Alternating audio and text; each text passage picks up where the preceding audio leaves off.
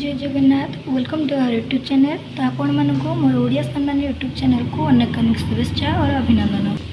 तो आज आम नोट्रे जाना काव्यर संज्ञा स्वरूप और प्रकार भेदर दीर्घ प्रश्न उत्तर।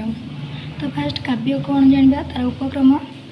तो काव्य हूँ कवि हृदयर आवेगमय दिव्य अभिव्यक्त। कवि हृदयर विपुल अभिज्ञतार सबुजिमारे यह हुए सामायित। एथिरे सभ्यता संस्कृति और सामाजिक बलयर स्वर्ण दिगंत चरित्र मानवीय भाव भावना और दृश्यमान जगतर जावतीय रूप और घटना कवि हृदय द्रवीभूत होई भाव रूप छंदमय रूप से जिते प्रकाशित हुए ताकू ही काव्य कहुए। तो काव्य को कवि हृदयर अर्घ्य थाली बोली कहुए।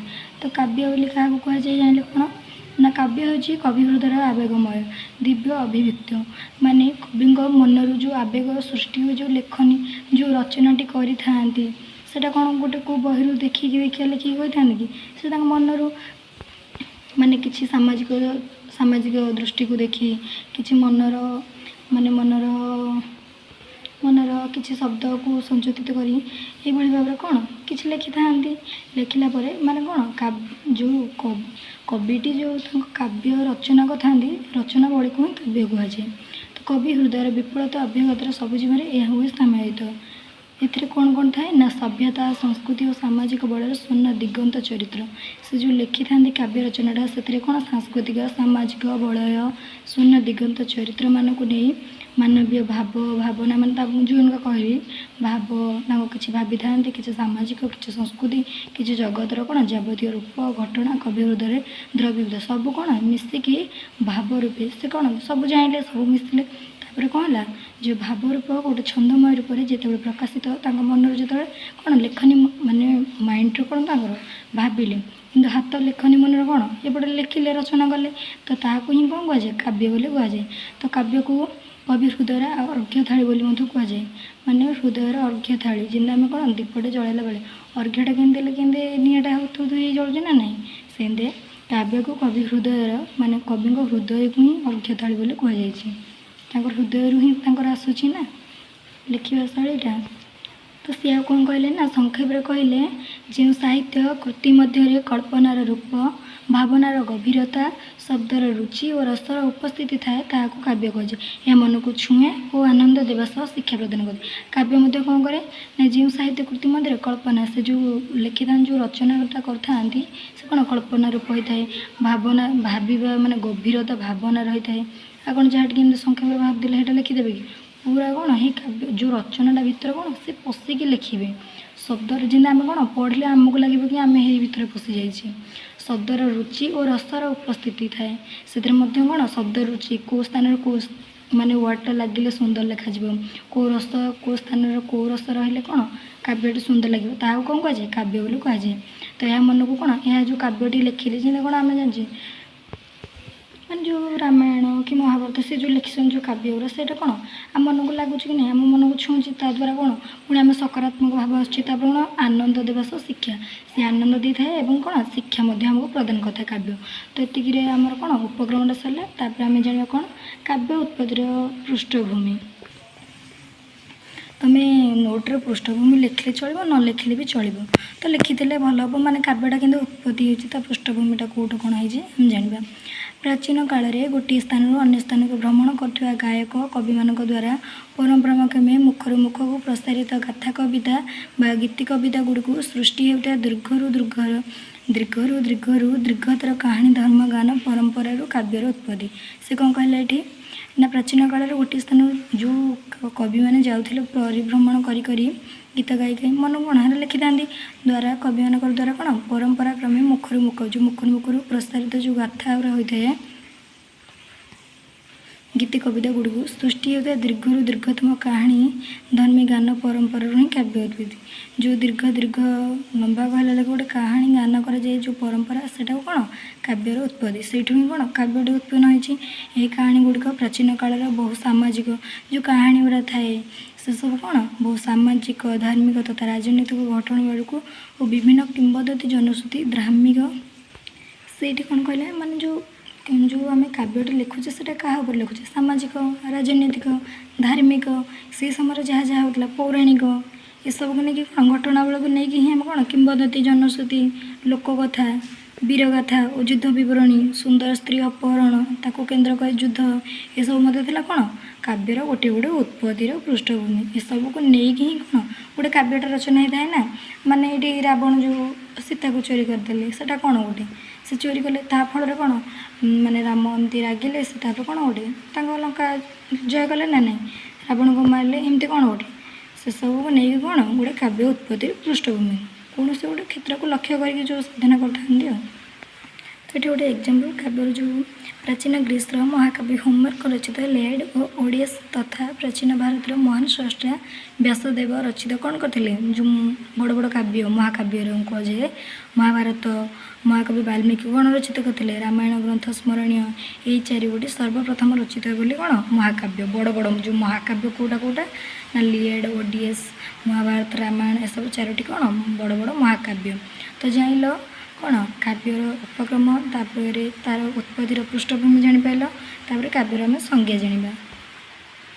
କାବ୍ୟର ସୃଷ୍ଟି କାଳରୁ କାବ୍ୟର ପରିଭାଷା ସମ୍ବନ୍ଧରେ ନାନା ବିଦ୍ୱାନ ନାନା କଥା କହି ଆସିଛନ୍ତି ହେଲା। କ'ଣ କହିଲେ ନା କାବ୍ୟ ଯେଉଁ ସୃଷ୍ଟି ହେଲା ସେ କାଳରୁ କ'ଣ କବିର ପାରିଭାଷିକ ସମସ୍ତଙ୍କ ମତରେ କ'ଣ ବିଦ୍ୱାନମାନେ ଅନେକ କଥା କହି ଆସିଛନ୍ତି ସେମାନଙ୍କ ଭିତରୁ 4 ଜଣଙ୍କ ନାଁ ମୁଁ ଲେଖିଦେଇଛି ସେ କ'ଣ କ'ଣ ମତ ଦେଇଛନ୍ତି ପଢ଼ିବା ଆମେ। ତ କବି କଲେରିଜଙ୍କ ମତରେ ସେ କ'ଣ କଲେ poetry the best word in the best order. ସେ କ'ଣ କହିଲେ କବି କଲେଜିଙ୍କ ମତରେ କହିଲେ poet the best word in the best order. ତାପରେ କିଏ କହିଲେ ବିଶ୍ୱନାଥ କବିରାଜ କ'ଣ କହିଲେ ନା ବାକ୍ୟର ରସାତ୍ମକ କାବ୍ୟ ଅର୍ଥାତ୍ ରସାତ୍ମକ ନିର୍ଦ୍ଦୋଷ ବାକ୍ୟ ହିଁ କାବ୍ୟ। ଆଚାର୍ଯ୍ୟ ଭରତମୁନି କ'ଣ କହିଲେ ଯେଉଁ ରଚନା ମୃଦୁ ମଧୁର ଲଳିତ ପଦ୍ୟାବଳୀ ସମନ୍ୱିତ ରୂଢ଼ ଶବ୍ଦାର୍ଥ ରହିତ ଓ ରସଯୁକ୍ତ ତାହା ହିଁ କାବ୍ୟ। କାଲେରୀ ମତରେ କ'ଣ କଲେ poetry we will call musical thought. ତ ଜାଣିପାରିଲ ଏଠି କ'ଣ ସରିଲା ଆମର କାବ୍ୟର ସଂଜ୍ଞା ସରିଲା। ତାପରେ ଆମେ ଜାଣିବା କାବ୍ୟର ସ୍ୱରୂପ। ତ ସ୍ୱରୂପରେ କ'ଣ କହିଲେ କବି ନିର୍ମିତ ରଚନାକୁ କାବ୍ୟ କୁହାଯାଏ। ତ ସର୍ଟକଟ୍ରେ ଜାଣିପାରିଲ କାବ୍ୟ କ'ଣ ନା କବି ଯେଉଁ ମାନେ ନିର୍ମିତ ଯେଉଁ ରଚନାଟି କ'ଣ ସେ ଲେଖିଥାନ୍ତି ତାହାକୁ କ'ଣ କାବ୍ୟ କୁହାଯାଇଥାଏ। ତ ଫାଷ୍ଟରେ କ'ଣ ଆସିଲା ନା ଓଡ଼ିଆ କାବ୍ୟ କଥା ପ୍ରଧାନ ଅର୍ଥାତ୍ ଏକ ନିର୍ଦ୍ଦିଷ୍ଟ କଥା ବା ଉପାଖ୍ୟାନ ବା ଗଳ୍ପକୁ ଭିତ୍ତି କରି ଏହାର ସୃଷ୍ଟି। ତ ମୁଁ ଏସବୁ ଟିକେ ଡେସ୍କ୍ରାଇବ୍ କରିନାହିଁ ତ ତୁମେ ଚାହିଁଲେ ବହିରୁ ନୋଟ୍ କରିପାରିବ ଟିକେ ତଥାପି ମୁଁ କହିଦେଉଛି ଟିକେ ମୋ ମନରୁ।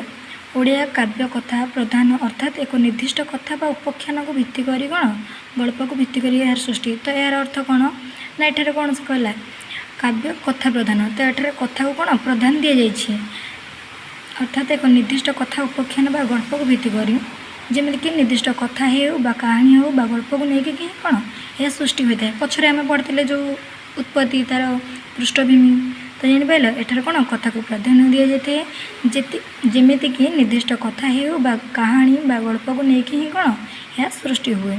ତ ଦ୍ୱିତୀୟଟି କ'ଣ କଲା ଏହା ଛାନ୍ଦବନ୍ଧ ଅର୍ଥାତ୍ ବିଭିନ୍ନ ରାଗ ରାଗିଣୀ ଯୁକ୍ତ ବହୁ ଛାନ୍ଦରେ ଏହାର କ'ଣ ବହିଶରୀର ନିର୍ମିତ। ଏହା କ'ଣ ଏଥିରେ ନିର୍ଦ୍ଦିଷ୍ଟ ଛାନ୍ଦର ପ୍ରୟୋଗ ହୋଇଥାଏ ଯେଉଁ କାବ୍ୟଟି ରଚନା କରିଥାଏ ଏଥିରେ କ'ଣ ନିର୍ଦ୍ଦିଷ୍ଟ ଛାନ୍ଦର ପ୍ରୟୋଗ ହୋଇଥାଏ। ବହୁ ଛାନ୍ଦରେ କ'ଣ ଏହି କାବ୍ୟ ବା କବିତା ତା'ର ବାହ୍ୟ ଶରୀର କ'ଣ ନିର୍ମିତ ହୋଇଥାଏ ମାନେ ଛନ୍ଦ ଅଳଙ୍କାର ଦେଇ କ'ଣ ତା ବାହ୍ୟ ଶରୀରକୁ କ'ଣ ସୁନ୍ଦର କରିଥାଏ।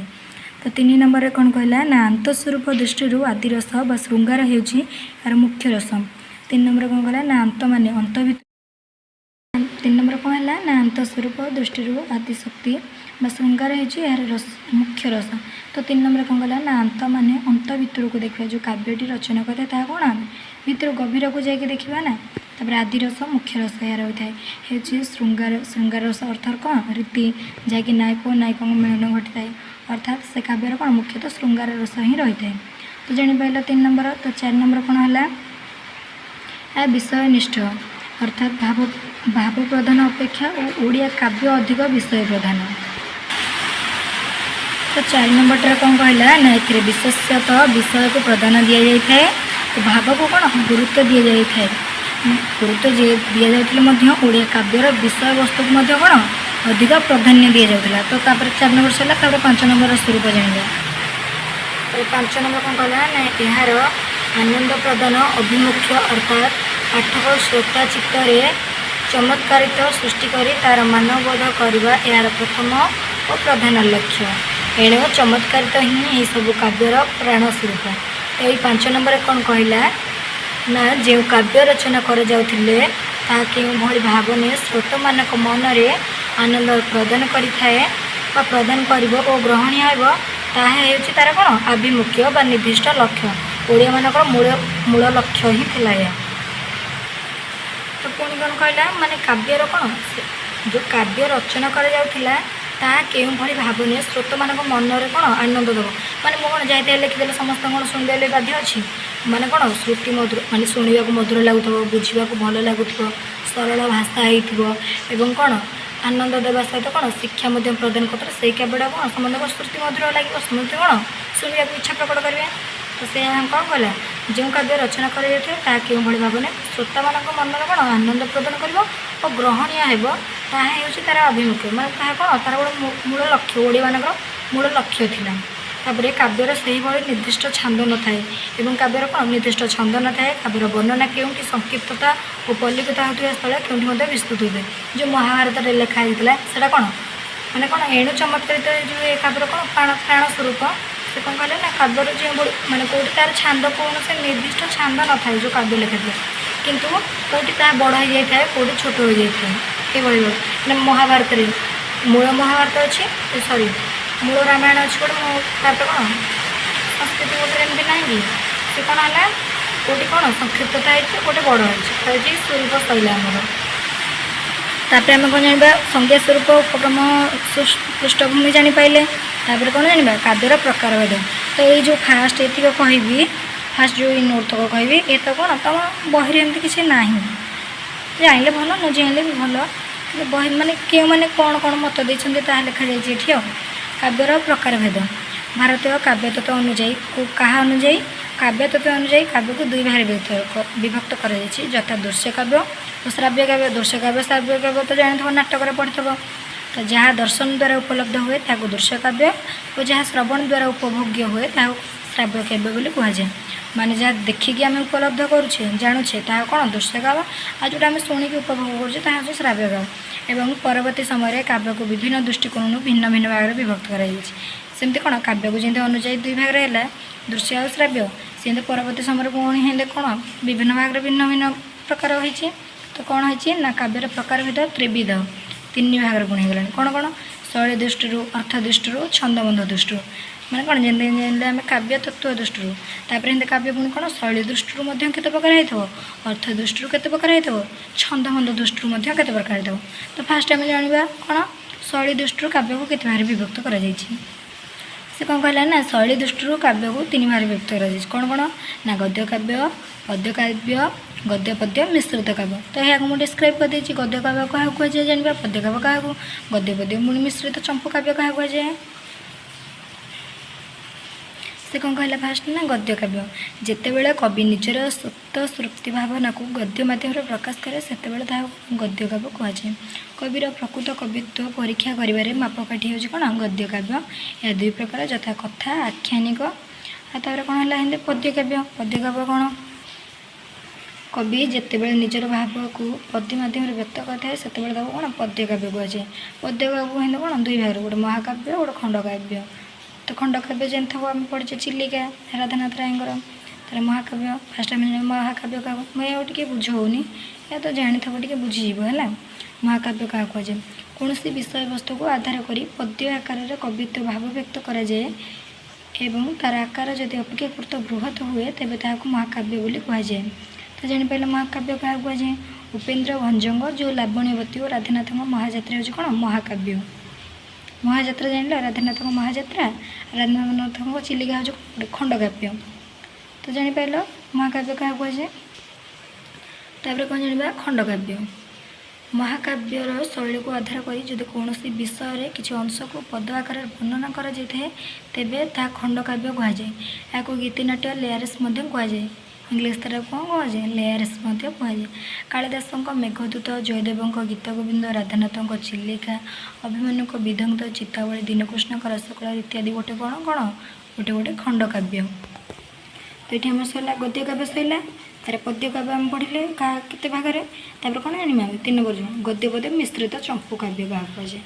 କ'ଣ ପଢ଼ିବା गद्य पद्य मिश्रित चंपू काव्य क्या कहुए जितेबाला गद्य और पद्य उभय मिश्रित रूप व्यक्त करे से गद्य पद्य मिश्रित काव्य को बोली कहुए यह कौन 3 भाग विभक्त कर यथा या 3 भाग विभक्त कर पद्य को कौन खंडकाव्य महाकाव्य गला हिंदी गद्य पद्य मिश्रित काव्य को कौन 3 भाग विभक्त कर कौन कौन ना चंपू काव्य विरोध और करम्भंग आलंकारिक मूल्यायन गुण बा अर्थ दृष्टि काव्य को विभाजन त्रिविध या पुणी अलंकार दृष्टि 3 भाग उत्तम काव्य मध्यम काव्य और कौन अधम काव्य बोली विभक्त कर तो फास्ट आम जाना कौन उत्तम काव्य मध्यम काव्य और अधम काव्य क्या कहुआ जो काव्य व्यंग्यार्थ वाच्यार्थ अपेक्षा अधिक चमत्कारित होता है सेठारे उत्तम काव्य कहुए मध्यम काव्य कौन जो व्यंग्यार्थ वाच्यार्थ अपेक्षा कम चमत्कारित कौन काव्य गुणीभूत व्यंगधर्मी बोली कहुए और मध्यम काव्य बोली कौन कहुए अधम काव्य क्या कहे जो केवल अर्थ शब्दर प्राधान्य वाच्यार्थ तिरोहित होता है सेठारे कौन अधम काव्य बा कौन चित्र काव्य कहुए तो पिले मैंने आमर कौन सरला यहाँ है कौन शैली दृष्टि सरला तापर यहाँ है कौन अलंकार अर्थ दृष्टि सरला तापर आम कौन जाना आम कौटा कौटा ये पढ़ले शैली दृष्टि सरला अर्थ दृष्टि सरला तार कौन छंदबंध दृष्टि पढ़ा तार कौन है ना छंदबंध दृष्टि काव्यर प्रकारभेद त्रिविध यथा मुक्तक प्रबंध मुक्तक क्या कहुए लघुपद स्वल्पपद विशिष्ट स्वयं संपूर्ण क्षुद्र रचना को मुक्तक कहुए प्रबंध प्रकृष्ट बंधन को कौन प्रबंध आम कहे विभिन्न भाव तथा विषय को केन्द्र कर रचित क्षुद्र रचना को कौन प्रबंध कहुए तो ये सब जो यही जाए सरला कौन माने क्यों राइटर मन मतर केते भाग में विभक्त कराई किंतु तुम विषय वस्तु विषय वस्तु यू ही स्टार्ट हे माने केते प्रकार कौन कौन अच्छी काव्य केते प्रकार तो फास्ट आम टे उपक्रम लिखिदेबा ओडिया काव्य महाकाव्य काव्य और खंडकाव्य आदि अंतर्भुक्त होते भी साधारणतः काव्य को विषय विन्यास दिगरू कौन प्राधान्य दि जाए विभक्तकरण कर विषय वस्तु को आधार कर ओडिया काव्य को 4 भाग में विभक्त कर यथा कौन कौन ना पौराणिक काव्य यहाँ सर टी मिस्टेक है ब्राकेट में लिखिदे काल्पनिक काव्य ऐतिहासिक काव्य और कौन अनुदित काव्य तो फास्ट आम जाना कौन पौराणिक काव्य क्या कहुए सेटा पुणी केते प्रकार कौन कौन हो पौराणिक काव्य तो सांगे सांगे शुणिले नाटा कौन आम कौन बुझे पुराण शास्त्र को अनुजाई कौन जो काव्यटा रचना कर कौन पौराणिक काव्य कहुए तो पढ़ीदेवा तथापि टे अंतर दिव्य चेतना जाग्रत हेले से कौन कहला अंतर दिव्य चेतना जाग्रत हेले पुराण जो जन्म निए यह हूँ दिव्य चेतनार बृहत्तम रूप यह पुराण भित्तिक कर रचित काव्य को पौराणिक काव्य कहुए पौराणिक काव्य गुड़ी को विषय परिकल्पना तथा आंगिक रूपरेख दृष्टि 2 भाग में विभक्त रही तो जापार कौन कौन अंतर देखिए पौराणिक मैंने अंतर भर कौन दिव्य चेतना गोटे जाग्रत सकारात्मक भाव जन्म कौन गोटे पुराण जन्म नहीं यह हूँ दिव्य चेतनार बृहत्तम रूप यह पुराण भित्तिक कर रचित काव्य को पौराणिक काव्य पुराण मुझे कही कौन पुराण भित्तिक जो रचना कर जो काव्यटा रचना कर माने पौराणिक रामायण महाभारत बिलंग रामायण ये सब कौन गोटे गोटे पुराण काव्य से सब नहीं जो रचना कर कवि जो काव्य रचना करते कौन से हूँ पौराणिक काव्य को मध्य विषय परिकल्पना तथा आंगिक रूप आंगिक लिखा आंगिक रूप दृष्टि 2 भाग जोथा पुराण काव्य एवं पुराण भित्तिक काव्य तो फास्ट आम जाने पुराण काव्य क्या कहुए कौन जाने पुराण भित्तिक काव्य से कौन कहला ना जितेबाला छंदबंध सरस काव्य तथा धर्म पंडित पुराण गुड़िकर लोकप्रियता बहु परिमाण थिला सेतेबेले ओडिया कवि माने पुराणर कथावस्तु को आंशिक भाव में ग्रहण न करी जो काव्य रचना करथिले ताहाको काव्य कहुए है पुराण काव्य कहुए से कौन कहला जितेबाला छंदबंध सरस काव्य तथा धर्म पंडित पुराण गुड़िकर लोकप्रियता बहु परिमाण थिला यही समय कौन पुराणर बेसी चाहिदा थाए सेतेबेले ओडिया कवि माने पुराणर कथावस्तु को आंशिक भाव में ग्रहण करी जो काव्य गुरा रचना करते से समय कौन पुराण चलता से पुराण को अनुजाई कौन जो काव्य गुरा रचना करते से सब कौन पुराण भित्तिक काव्य कहुए से समय कौन कौन था ना रामायण महाभारत पर केतेक पुराण ओडिया काव्य रूपे धारण करते आत्मप्रकाश करता जेपरिक एग्जाम्पल कौन कौन केशव श्रीचंद्रन छांद भारत विश्वम्बर दास विचित्र भारत विप्र सदाशिव दास विचित्र हरिवंश विश्वनाथ विचित्र रामायण कौन विश्वनाथ कौन विचित्र रामायण तो जापार पुराण काव्य को କାହାକୁ କୁହାଯାଏ ତାର ଏକ୍ଜାମ୍ପଲ୍ ବି ଦେଇଦେଇଛି। ତାପରେ ଆମେ ଜାଣିବା ପୁରାଣ ଭିତ୍ତିକ କାବ୍ୟ କାହାକୁ କୁହାଯାଏ। ତ ପୁରାଣକୁ ଭିତ୍ତି କରି ଯେଉଁ କାବ୍ୟ ରଚିତ ହୋଇଥାଏ ତାହାକୁ ପୁରାଣ ଭିତ୍ତିକ କାବ୍ୟ କୁହାଯାଏ। ଦୁଇଟାଙ୍କ ପ୍ରାୟତଃ ସେମ୍। ପୁରାଣ ଭିତ୍ତିକ କାବ୍ୟକୁ 3 ଭାଗରେ ବିଭକ୍ତ କରାଯାଇଥାଏ, ଯଥା ରାମ କାବ୍ୟ, କୃଷ୍ଣ କାବ୍ୟ ଏବଂ ଆଖ୍ୟାନିକ କାବ୍ୟ। ତ ଫାର୍ଷ୍ଟ ଆମେ ଜାଣିବା ରାମ କାବ୍ୟ କାହାକୁ କୁହାଯିବା। ଆମେ ରାମ କାବ୍ୟ କାହାକୁ କୁହାଯାଏ? ରାମାୟଣର କଥାବସ୍ତୁକୁ ଆଧାର କରି ଓଡ଼ିଆ ସାହିତ୍ୟରେ ଯେଉଁ ସବୁ କାବ୍ୟ ରଚିତ କରିଥାଏ ତାହାକୁ ରାମ କାବ୍ୟ, ମାନେ ରାମକୁ ଆଧାର କରି ଯେଉଁ କାବ୍ୟତକ ହୋଇଥାଏ, ମାନେ ତାଙ୍କ ଉପରେ ଯେଉଁ କାବ୍ୟତକ ଲେଖାଯାଇଥାଏ ଆଉ। ଯେମିତିକି କ'ଣ ଅର୍ଜୁନ ଦାସଙ୍କ ରାମ ବିବାହ, ଉପେନ୍ଦ୍ର ଭଞ୍ଜଙ୍କ ରାମଲୀଳା ଅମୃତ, ଜାଣିପାରିଲ। କୃଷ୍ଣ କାବ୍ୟ ତାପରେ ଓଡ଼ିଆରେ ରାମ କାବ୍ୟ ଅପେକ୍ଷା କୃଷ୍ଣ କାବ୍ୟର ପରିମାଣ ଅଧିକ। କୃଷ୍ଣଙ୍କୁ ଭିତ୍ତି କରି ରଚିତ କାବ୍ୟକୁ କୃଷ୍ଣ କାବ୍ୟ କୁହାଯାଏ। ଯେମିତି ଏଇଟା କ'ଣ ରାମ କାବ୍ୟ କୁହାଯାଏ, ରାମକୁ ଭିତ୍ତି କରି ଯେଉଁ ରଚନା କରିଥାଏ, ଯେଉଁ ରାମକୁ ଭିତ୍ତି କରି ଯେଉଁ କାବ୍ୟ ରଚନା କରାଯାଇଥାଏ ତାହାକୁ ରାମ କାବ୍ୟ। କୃଷ୍ଣ କାବ୍ୟ କିନ୍ତୁ କ'ଣ ନା କୃଷ୍ଣକୁ ଭିତ୍ତି କରି ତାଙ୍କ ବିଷୟରେ ଯେଉଁ ରଚିତ ହୋଇଥିବା କାବ୍ୟକୁ କ'ଣ କୃଷ୍ଣ କାବ୍ୟ ବୋଲି କୁହାଯାଇଥାଏ। ଦେବଦୁର୍ଲ୍ଲଭଙ୍କ କ'ଣ ରହସ୍ୟ ମଞ୍ଜରୀ, ଚାନ୍ଦ ଦାସଙ୍କର କ'ଣ ଗୋପୀଚନ୍ଦନ ଇତ୍ୟାଦି। ତାପରେ କ'ଣ ଜାଣିବା ଆଖ୍ୟାନ କାବ୍ୟ। ତାପରେ କ'ଣ ହେଲା ନା ଆଖ୍ୟାନ କାବ୍ୟ। ରାମ ଓ କୃଷ୍ଣ କାବ୍ୟର ସୁବିସ୍ତୃତ ପରିସର ମଧ୍ୟରେ ପୁରାଣର ଗୋଟିଏ ଗୋଟିଏ ବୈଚିତ୍ର୍ୟ ବିମଣ୍ଡିତ ଆଖ୍ୟାନକୁ ଭିତ୍ତି କରି ଯେଉଁ କାବ୍ୟ ରଚିତ ହୋଇଥାଏ ତାହାକୁ ଆଖ୍ୟାନ କାବ୍ୟ।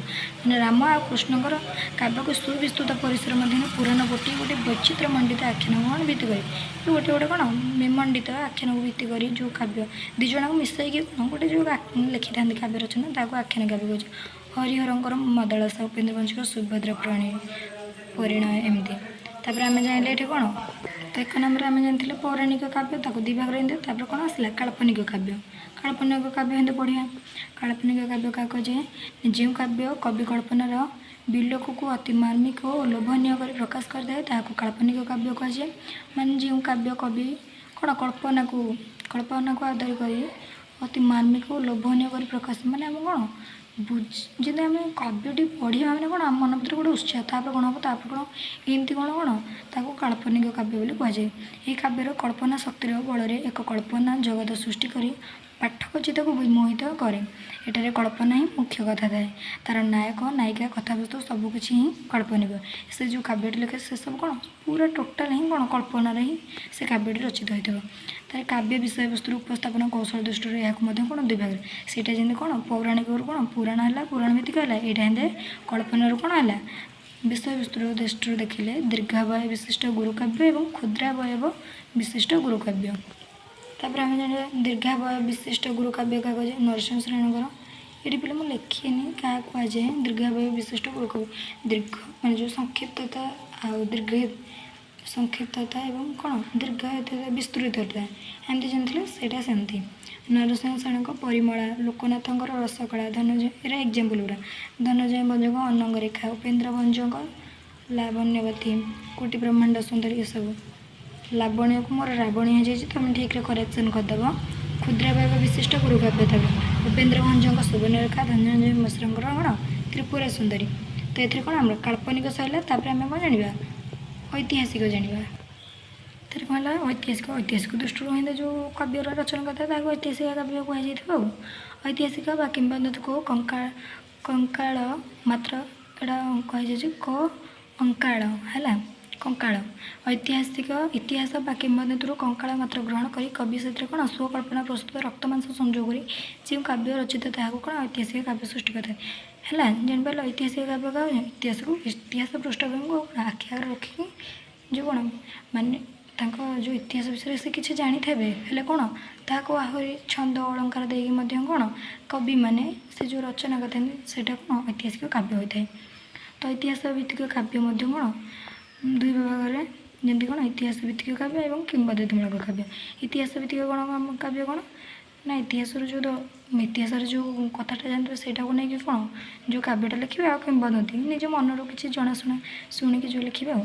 ବୈଜନାଥ ବଡ଼ଜେନାଙ୍କ, ସମର୍ଥରଙ୍କ, ନୃସିଂହ କବିଚନ୍ଦ୍ର ରାୟଗୁରୁଙ୍କ, ଚୂଡ଼ାପଙ୍ଗ, ଯୁଦ୍ଧ ପୋଥି ଓ ରାଜା ସୋମନାଥ ସିଂହ ଇତିହାସକୁ ଭିତ୍ତି କରି ରଚିତ କାବ୍ୟକୁ କ'ଣ ଐତିହାସିକ ଭିତ୍ତିକ କାବ୍ୟ ବୋଲି କୁହାଯାଇଥାଏ। ହେଲେ କିମ୍ବଦନ୍ତୀମୂଳକ କାବ୍ୟ କ'ଣ ଶଶିସେନା ଓ ଚେଟ ଇଚ୍ଛାବତୀ କାବ୍ୟ 2ଟି କିମ୍ବଦନ୍ତୀକୁ ଭିତ୍ତି କରି ରଚିତ ହୋଇଥାଏ। ତ ସରିଲା ଏଠି ଐତିହାସିକ କାବ୍ୟ। ତାର କ'ଣ ଜାଣିବା ଅନୁଦିତ। ଅନୁଦିତ ସେଇଭଳି କ'ଣ ନା ଅନୁଦିତ କାବ୍ୟ କହିଲେ କେବଳ ସଂସ୍କୃତ କାବ୍ୟର ଓଡ଼ିଆ ରୂପାନ୍ତରକୁ ବୁଝାଇଥାଏ। କାରଣ ସେତେବେଳେ ଅନୁବାଦ ପାଇଁ ସଂସ୍କୃତ ହିଁ ଥିଲା ଏକମାତ୍ର ଆଦର୍ଶ ସ୍ଥାନୀୟ ସାହିତ୍ୟ। ଏହା ଦୁଇ ଭାଗରେ ଜାଣିପାରିଲେ। ଅନୁଦିତ କାବ୍ୟ କହିଲେ କ'ଣ ସଂସ୍କୃତ କାବ୍ୟରୁ ଓଡ଼ିଆ ମାନେ ଗୋଟିଏରୁ କ'ଣ ଗୋଟିଏ ଭାଷାରୁ ଅନ୍ୟ ଭାଷାକୁ ଯେଉଁ ରୂପାନ୍ତରିତ ହୋଇଥାଏ ତାକୁ ଅନୁଦିତ ଭାଷା କୁହାଯାଇଥାଏ। ଏହା କିନ୍ତୁ କ'ଣ ଦୁଇ ଭାଗରେ ଆକ୍ଷରିକ ଅନୁବାଦ ଏବଂ କ'ଣ ଭାବାନୁବାଦ ଦୁଇ ଭାଗରେ ହେଇଛି ହେଲା। ବୃନ୍ଦାବନ ଦାସଙ୍କ ରସ ବାରିଧି ଗୀତ ଗୋବିନ୍ଦଙ୍କ ଅନୁବାଦ ହେଇଛି। ଧରଣୀଧରଙ୍କ ଗୀତା ଗୋବିନ୍ଦ ଆକ୍ଷରିକ ଅନୁବାଦ ହେଇଛି ପର୍ଯ୍ୟାୟଭୁକ୍ତ। ତାର ଭାବାନୁବାଦ କ'ଣ ହେଲା ବନମାଳୀ ଦାସଙ୍କ ସୁଚିତ୍ର ରାମାୟଣ ଭୋଜଜମ୍ବ ରାମାୟଣ ସଦାନନ୍ଦ କବିସୂର୍ଯ୍ୟ ବ୍ରହ୍ମାଙ୍କ ବଜ୍ରଲୀଳା ମୃତ ସମୁଦ୍ର। ଏଇଟା ସରିଲା କ'ଣ ଅନୁଦିତକୁ ଦୁଇ ଭାଗରେ ବିଭକ୍ତ କରାଯାଇଛି। ପୁଣି ତାକୁ କ'ଣ ଆଙ୍ଗିକ ବିଷୟ ଦୃଷ୍ଟିରୁ ମଧ୍ୟ ଦୁଇ ଭାଗରେ ଗୋଟେ ଛାନ୍ଦବନ୍ଧ ଦୃଷ୍ଟିରୁ ଆଉ ଗୋଟେ କ'ଣ ହେଲା ଗୀତବନ୍ଧ ଛାନ୍ଦବନ୍ଧ ଏବଂ ଗୀତବନ୍ଧ। ତ ଛାନ୍ଦବନ୍ଧ କାହାକୁ କୁହାଯାଏ ନା ଛାନ୍ଦବନ୍ଧ କାବ୍ୟ ବିଷୟ ଛନ୍ଦରେ ବିଭକ୍ତ କରାଯାଇଛି। କେତେକ କାବ୍ୟ ଛନ୍ଦ ବଦଳରେ ପ୍ରବୟ କାଣ୍ଡ ପ୍ରକାଶ ସ୍ତବକ ଇତ୍ୟାଦିରେ ବିଭକ୍ତ ହୋଇଥିଲେ ସୁଦ୍ଧା ସେଗୁଡ଼ିକ ଛାନ୍ଦ ବୃତ୍ତରେ ରଚିତ ହୋଇଥାଏ। ତ ଛାନ୍ଦ ଜାଣିନ ଆମେ ପଢ଼ିଛେ ଯେଉଁ ମାନେ ଆମେ କହୁନେ ଶିଶୁବେଦ କେତେ ଛାନ୍ଦ ବିଶିଷ୍ଟ 50 ଛାନ୍ଦ ବିଶିଷ୍ଟ। ଆଉ ଏହିଭଳି ଭାବରେ କ'ଣ ଛାନ୍ଦ ଅଛି କେଉଁ ପ୍ରକାର ନେକ୍ସଟ ଭିଡ଼ିଓରେ ଆମେ ପଢ଼ିବା। ତ ସରିଲା। ତାପରେ ଗୀତିବନ୍ଧ ଯେଉଁ କାବ୍ୟଗୁଡ଼ିକ ଛାନ୍ଦ ବା ଅଧ୍ୟାୟ ବିଭକ୍ତ ହେଲେ ସୁଦ୍ଧା ସେଗୁଡ଼ିକର ପ୍ରତ୍ୟେକ ଛାନ୍ଦ ସଙ୍ଗୀତର ଆଶ୍ରୟରେ ଗଢ଼ି ଉଠିଥାଏ ଏବଂ ସେଗୁଡ଼ିକ ଅଭିନୟ ଉପଯୋଗୀ ହୋଇଥାଏ ସେଗୁଡ଼ିକ କ'ଣ ଗୀତବନ୍ଧ କାବ୍ୟ ଦ୍ୱାରା ଅଭିହିତ କରାଯାଏ। ଏହି ପ୍ରକାର କାବ୍ୟକୁ ରାମକାବ୍ୟ ନାମରେ ମଧ୍ୟ କୁହାଯାଇଥାଏ। ଯେଉଁ କାବ୍ୟଗୁଡ଼ିକ ଛାନ୍ଦ ବା ଅଧ୍ୟାୟରେ ବିଭକ୍ତ ହେଲେ ସୁଦ୍ଧା ସେଗୁଡ଼ିକର ପ୍ରତ୍ୟେକ ଛାନ୍ଦ ସଙ୍ଗୀତର ଆଶ୍ରୟରେ ଗଢ଼ି ଉଠିଥାଏ ଏବଂ ସେଗୁଡ଼ିକ ଅଭିନୟ ଉପଯୋଗୀ ହୋଇଥାଏ ସେଗୁଡ଼ିକ କ'ଣ ଗୀତବନ୍ଧ କାବ୍ୟ ବୋଲି କୁହାଯାଇଥାଏ। ଆଉ ଏହି ପ୍ରକାର କାବ୍ୟ ସାଧାରଣତଃ କ'ଣ ରାମକାବ୍ୟରେ ନାମିତ ଅଭିଧେୟ। ତ ଏତିକିରେ ଆମର ସରିଯାଉଛି କାବ୍ୟର ସଂଜ୍ଞା ସ୍ୱରୂପ ତା'ର କାବ୍ୟର ସଂଜ୍ଞା ସ୍ୱରୂପ ପ୍ରକାରଭେଦ ଏବଂ ତା'ର କ'ଣ ପୃଷ୍ଠଭୂମି। ତ ଆଶା କରୁଛି ନୋଟଟି ସମସ୍ତଙ୍କୁ ଭଲ ଲାଗୁଥିବ। ତ ନିହାତି